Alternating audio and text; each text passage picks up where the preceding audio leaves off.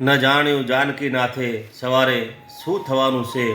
અમદાવાદની આ પ્લેન દુર્ઘટના 12 જૂન 2025ને બુધવારના જે દુર્ઘટના સર્જાઈ છે, અમારા કવિની મારે રચના રજૂ કરવી છે. અમદાવાદની પ્લેન દુર્ઘટના સાવ અણધારી થઈ.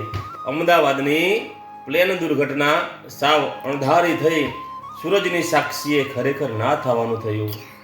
કોઈનું સિંદૂર તો કોઈનું ટેકન લાકડી, કોઈનું સિંદૂર તો કોઈની ટેકન લાકડી, કોઈનું લાડક વાય તો કોઈનું પૂરું જીવન ગયું. છેલ્લો ફોન, છેલ્લો વિડીયો અને છેલ્લો મેસેજ, છેલ્લો ફોન, છેલ્લો વિડીયો અને છેલ્લો મેસેજ, બસ એ જ આખરી સંભાળનું રહી ગયું.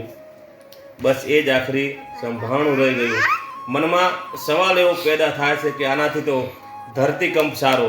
મનમાં સવાલ એવો પેદા થાય છે કે આનાથી તો ધરતીકંપ સારો, કે તે સામે તો છે જેનું મૃત્યુ થયું. હે ભગવાન, તારા ચોપડામાં ક્યાંય ગરબડ તો નથી ને? હે ભગવાન, તારા ચોપડામાં ક્યાંય ગરબડ તો નથી ને?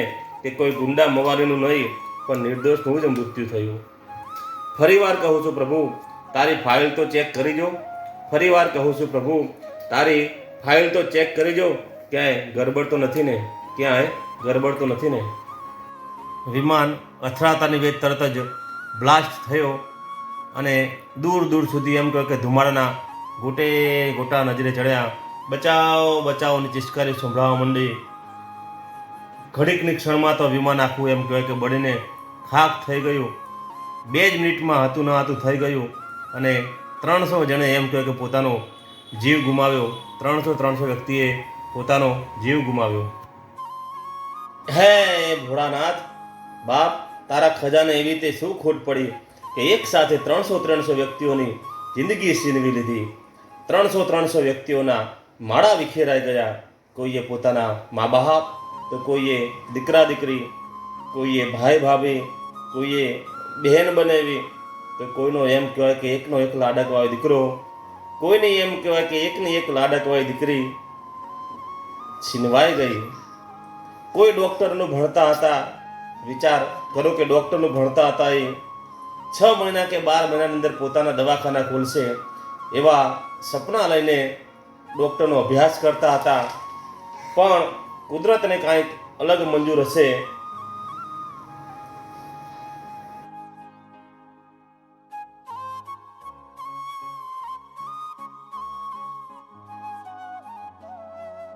રામ રાખે એને કોણ ચાખે.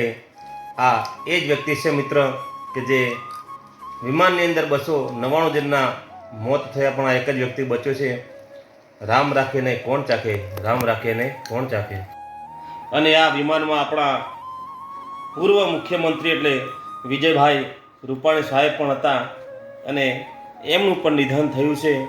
અને કેવો દિવસ કે રૂપાણી સાહેબના એમ કહેવાય કે લકી નંબર 1206 એમના ગાડી નંબર હોય, બાઇક નંબર હોય, 1206 એમનો લકી નંબર હતો. જે ફ્લાઇટમાં બેઠા હતા એ ફ્લાઇટની સીટનો નંબર પણ 12 હતો. અને જે તારીખે આ બનાવ બન્યો એ પણ 1206 તારીખ હતી. તો લકી નંબર જે હતો એ જ એમનો એમ કહેવાય કે આખરી દિવસ બન્યો અને એ દિવસે જ આ દુર્ઘટના બની અને રૂપાણી સાહેબનું નિધન થયું.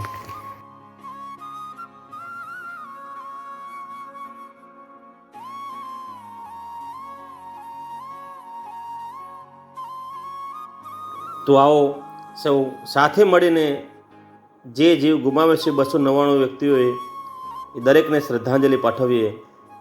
છેલ્લે જે પરિવાર ઉપર આ દુઃખદ ઘટના બની છે તેમને દુઃખ સહન કરવાની માં ભગવતી, ભગવાન ભોળાનાથ શક્તિ આપે.